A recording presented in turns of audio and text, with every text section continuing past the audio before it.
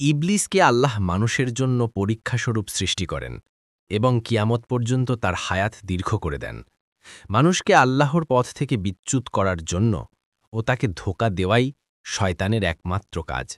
সে মানুষকে বলে কুফরি করো, কিন্তু যখন সে কুফরি করে তখন শয়তান বলে, আমি তোমার থেকে মুক্ত, আমি বিশ্বপ্রভু আল্লাহকে ভয় করি। হাসর ৫৯:১৬। অন্যদিকে যুগে যুগে নবী রাসূল ও কিতাব পাঠিয়ে আল্লাহ মানুষকে সত্যপথ প্রদর্শনের ব্যবস্থা অব্যাহত রাখেন। বাকারা ২:২১৩। আদম থেকে শুরু করে শেষ নবী মুহাম্মদ সাল্লাল্লাহু আলাইহি ওয়াসাল্লাম পর্যন্ত ১,২৪,০০০ পয়গাম্বর দুনিয়াতে এসেছেন এবং বর্তমানে সর্বশেষ ইলাহি গ্রন্থ পবিত্র কোরআনের ধারক ও বাহক মুসলিম ওলামায়ে কেরাম শেষ নবীর ওয়ারিশ হিসাবে তিরমিজি, আহমদ, আবু দাউদ, মিশকাত ২১২ আল্লাহ প্রেরিত ওহির বিধানসমূহ বিশ্বব্যাপী পৌঁছে দেবার দায়িত্ব পালন করে যাচ্ছেন। মায়াদা ৫:৬৭। এতৎসত্ত্বেও অবশেষে পৃথিবীতে যখন আল্লাহ বলার মতো কোনো লোক থাকবে না, অর্থাৎ প্রকৃত তাওহীদের অনুসারী কোনো মুমিন বাকি থাকবে না, তখন আল্লাহর হুকুমে প্রলয় ঘনিয়ে আসবে এবং কিয়ামত সংঘটিত হবে। মুসলিম, মিশকাত ৫৫১৬। ফিতান অধ্যায়।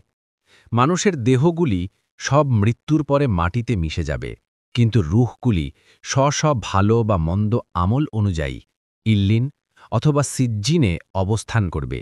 মুতাফফিফিন ৮৩:৭-১৮, যা কিয়ামতের পরপরই আল্লাহর হুকুমে স্ব দেহে পুনর্প্রবেশ করবে।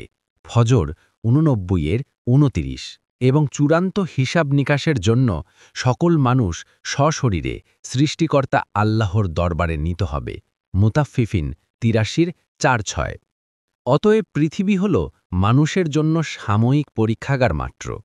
জান্নাত থেকে নেমে আসা মানুষ এই পরীক্ষাস্থলে পরীক্ষা শেষে সুন্দর ফল লাভে পুনরায় জান্নাতে ফিরে যাবে, অথবা ব্যর্থকাম হয়ে জাহান্নামে নিক্ষিপ্ত হবে। অতপর সেখানেই হবে তাদের সর্বশেষ যাত্রাবরীতি এবং সেটাই হবে তাদের চূড়ান্ত ও চিরস্থায়ী ঠিকানা। আল্লাহ বলেন, মাটি থেকেই আমি তোমাদের সৃষ্টি করেছি, ওই মাটিতেই তোমাদের ফিরিয়ে নেব, অতপর ওই মাটি থেকেই আমি তোমাদেরকে পুনরায় বের করে আনব। তোয়াহা ২০:৫৫। অতপর বিচার শেষে কাফেরদেরকে হাঁকিয়ে নেওয়া হবে জাহান্নামের দিকে এবং মুত্তাকিদের নেওয়া হবে জান্নাতে। জুমার ৩৯:৬৯-৭৩। এভাবেই সেদিন জালিম তার প্রাপ্য শাস্তি ভোগ করবে এবং মাজলুম তার যথাযথ প্রতিদান পেয়ে ধন্য হবে। সেদিন কারুর প্রতি কোনরূপ অবিচার করা হবে না। বাকারা ২:২৮।